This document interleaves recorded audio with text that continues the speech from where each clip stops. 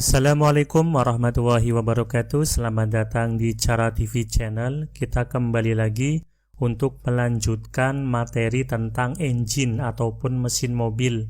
Kali ini kita akan membahas pada part yang kedua, yaitu membahas mengenai komponen dan fungsi komponen mekanisme katup.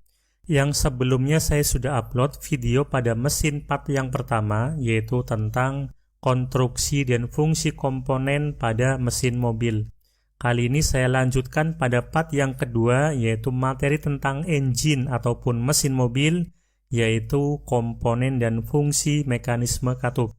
Bagi teman-teman yang belum nonton pada part yang pertama, saya sarankan terlebih dahulu menonton pada part yang pertama, sehingga ketika menonton pada part yang kedua ini akan lebih paham lagi. Oke, langsung saja kita mulai. Jangan kemana-mana, tetap di Cara TV Channel.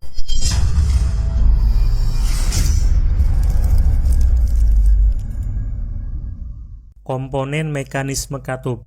Komponen pada mekanisme katup dibagi menjadi 7 komponen utama. Yang pertama adalah penggerak katup, yang kedua ada poros knock ataupun camshaft, yang ketiga ada tappet ataupun valve lifter, yang keempat adalah push rod, yang kelima adalah rocken arm, yang keenam adalah katup ataupun valve, dan yang ketujuh adalah pegas katup ataupun valve spring. Masing-masing komponen mempunyai fungsi komponen mekanisme katup. Yang pertama adalah penggerak katup. Penggerak katup atau di sini adalah timing ya, jadi bisa timing gear. Untuk penggerak katup itu ada 3 jenis. Yang pertama adalah timing gear, di mana timing gear ini terdiri dari 2 gear atau 2 gigi yang langsung bertemu satu sama lain. Jadi penggeraknya adalah 2 gigi, yaitu gigi dari mana? Gigi ataupun gear dari poros engkol ke poros knock ataupun poros cam. Poros engkol yaitu putaran yang dihasilkan oleh piston. Jadi tenaga dari piston menghasilkan gerakan bolak-balik. Gerakan bolak-balik dirubah menjadi gerakan putar, yaitu oleh yang namanya poros engkol. Kemudian poros engkol diteruskan pada gear ini. Salah satu gear menempel pada poros engkol dan salah satu gear menempel pada poros knock ataupun poros cam yang nanti akan menjalankan mekanisme katup.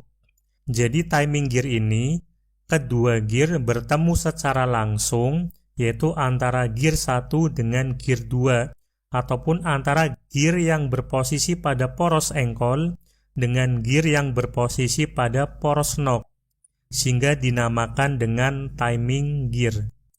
Kemudian pada jenis yang kedua, yaitu namanya timing chain, ataupun rantai. 1 dengan 2 itu sama, jadi gear dari poros engkol diteruskan ke gear ke poros knock ataupun poros cam. Bedanya kalau yang timing gear, yaitu bertemunya gear 1 dengan gear 2 itu secara langsung, atau menjalankan satu gear dengan gear 2 itu bersentuhan secara langsung, sehingga dinamakan dengan timing gear. Sedangkan timing chain itu ada penghubungnya antara satu gear dengan gear yang lain, yaitu menggunakan rantai, atau bahasa Inggrisnya adalah chain. Jadi dinamakan dengan timing chain. Dan jenis yang ketiga adalah timing bell. Bell itu artinya sabuk. Sabuk itu sesuatu yang mengikat, biasanya terbuat dari karet yang di dalamnya itu ada benang. Jadi bentuknya seperti ini. Mungkin pernah melihat pada CVT pada motor matic. Ini hampir sama. Jadi menggunakan bell yaitu sabuk. Fungsinya sama, menghubungkan antara gear 1 dengan gear 2, yaitu gear dari poros engkol menuju ke gear poros cam ataupun poros knock. Sehingga putaran dari poros engkol diteruskan ke putaran poros cam. Sehingga poros cam akan berputar dan akan mengontrol waktu pembukaan katup. Jadi fungsinya adalah untuk mengontrol waktu pembukaan katup, sehingga dinamakan dengan timing. Timing itu waktu. Waktu apa? Waktu pembukaan katup. Bisa berupa timing gear, bisa berupa timing chain, dan bisa berupa timing bell ataupun sabuk. Fungsinya untuk menggerakkan poros nok dengan tenaga dari mesin poros engkol. Jadi ini fungsi dari penggerak katup, baik tipenya timing gear, ataupun timing chain, ataupun timing bell, fungsinya sama, yaitu menggerakkan poros nok ataupun poros cam dengan tenaga dari mesin, yaitu dari piston, melalui poros engkol. Komponen yang kedua adalah poros nok ataupun camshaft. Fungsi dari poros nok ataupun camshaft berfungsi untuk menekan valve lifter agar katup membuka. Jadi katup dalam kondisi normal atau dalam kondisi tidak tertekan adalah tertutup.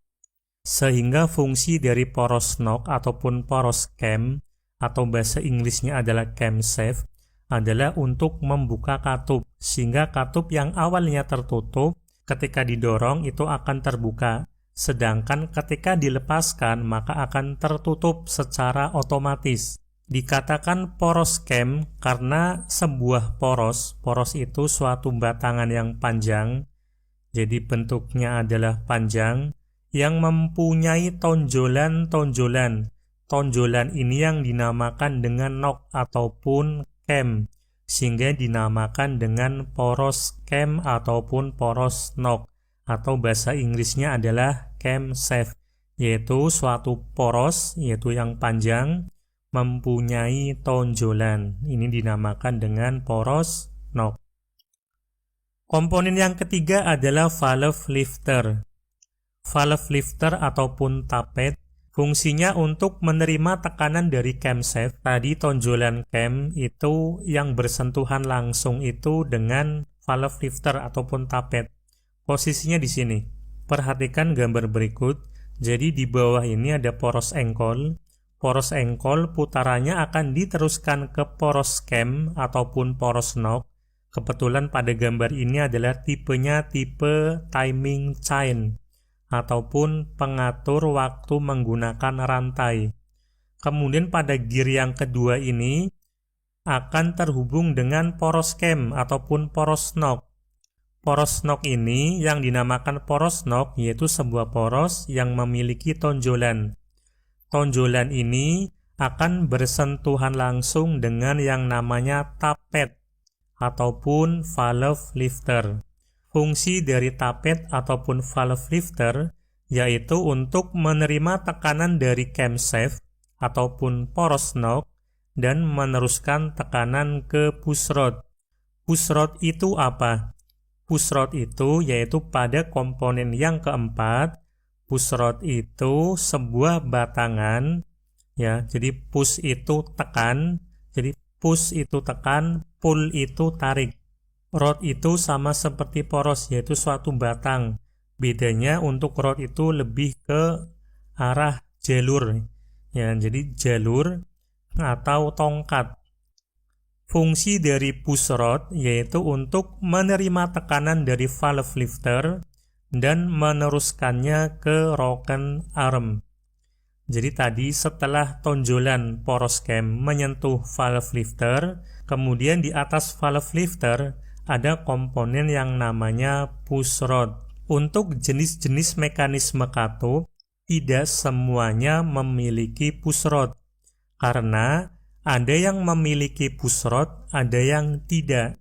Jadi nanti saya akan upload video setelah ini, yaitu pada part yang ketiga, yaitu macam-macam ataupun tipe-tipe atau jenis-jenis mekanisme katup. Karena nanti mekanisme katup ada yang tidak memiliki push rod. Nah, jadi push rod atau komponen push rod hanya dimiliki salah satu jenis dari mekanisme katup saja. Yang lain tidak memiliki. Makanya ikuti terus channel ini sehingga dapat informasi-informasi terbaru mengenai otomotif. Oke, saya ulangi untuk push rod. Fungsinya adalah menerima tekanan dari valve lifter ataupun tapet dan meneruskannya ke rocken arm. Komponen berikutnya yaitu yang kelima, yaitu rocken arm. Tadi setelah dari push rod, itu akan menekan rocken arm atau rocker arm. Rocker arm itu apa? Rocker arm itu seperti ini, yaitu suatu komponen mekanisme katup yang berfungsi menerima tekanan dari push rod tadi yang panjang dan meneruskannya ke katup agar membuka. Jadi nanti rocken arm ini itu diteruskan ke katup. Jadi bagian sini yaitu sebelah kiri, bagian sini nanti akan bertemu dengan push rod. Kalau sebelah sini juga sebelah kiri, kemudian ketika bagian kiri didorong ke atas, maka bagian kanan akan terdorong ke bawah. Saya ulangi lagi. Ketika bagian kiri didorong ke atas, maka sebelah kanan akan ke bawah. Otomatis, ketika sebelah kiri ditekan ke atas, maka sebelah kanan akan menekan katup. Sebelah bawah ini atau sebelah kanan ini, di sini ada katup. Sehingga katupnya akan tertekan ke bawah dan akan terbuka. Karena fungsinya adalah untuk menekan katup sehingga katupnya terbuka, yaitu menekan katup tenaga dari push rod. Komponen yang keenam yaitu katup ataupun valve. Katup ataupun valve berfungsi untuk membuka dan menutup saluran masuk ataupun saluran buang. Saluran masuk apa? Yaitu saluran masuk menuju ke ruang bakar. Pada kepala silinder, saya sudah bahas pada materi sebelumnya atau pada part yang pertama, bahwa ini merupakan salah satu komponen di dalam kepala silinder, yaitu ada katup. Katup itu kalau diibaratkan seperti pintu ataupun gerbang, yaitu bisa membuka dan bisa menutup. Membuka saluran, bisa saluran masuk ataupun saluran buang. Jadi ketika ditekan itu akan membuka, ketika dilepas maka akan menutup. Siapa yang menutup? Yang menutup adalah pegas. Pegas katup nanti fungsinya untuk menutup. Jadi fungsinya seperti pintu untuk membuka dan menutup. Komponen yang terakhir atau yang ketujuh yaitu pegas katup. Pegas katup ataupun valve spring, yang gambarnya seperti ini ya, berfungsi untuk mengembalikan katup ke posisi menutup dan menjaga agar katup selalu dalam keadaan rapat. Jadi kondisi normal pada katup yaitu tertutup. Diusahakan selalu tertutup. Kenapa tertutup? Karena ketika sedang proses kompresi itu piston bergerak dari TMB ke TMA atau dari bawah ke atas, kedua katup tertutup. Kalau tertutup rapat sehingga campuran bahan bakar dengan udara itu akan tertekan, tidak bisa keluar kemana-mana. Kalau terbuka sedikit saja ada celah ataupun lubang, maka tekanannya akan berkurang. Kalau tekanannya berkurang, maka kemungkinan ledakannya itu sangat kecil, lemah, atau bisa jadi tidak bisa meledak karena tidak ada tekanan. Sehingga butuh kerapatan di dalam ruang bakar, tidak ada kebocoran sama sekali, maka harus ditutup kedua katup, yaitu katup masuk dan katup keluar. Ditutupnya karena tekanan dari pegas ataupun valve spring ini, sehingga katup selalu tertutup. Supaya lebih jelas lagi, nanti saya akan upload mengenai jenis-jenis ataupun tipe dari mekanisme katup, sekaligus cara kerja pembukaan dan penutupan mekanisme katup, sehingga lebih detail lagi. Jangan lupa untuk subscribe, like, komen, dan klik loncengnya supaya mendapatkan notifikasi informasi mengenai materi-materi dari Cara TV. Terima kasih sudah menonton video kami. Dari saya, wassalamualaikum warahmatullahi wabarakatuh.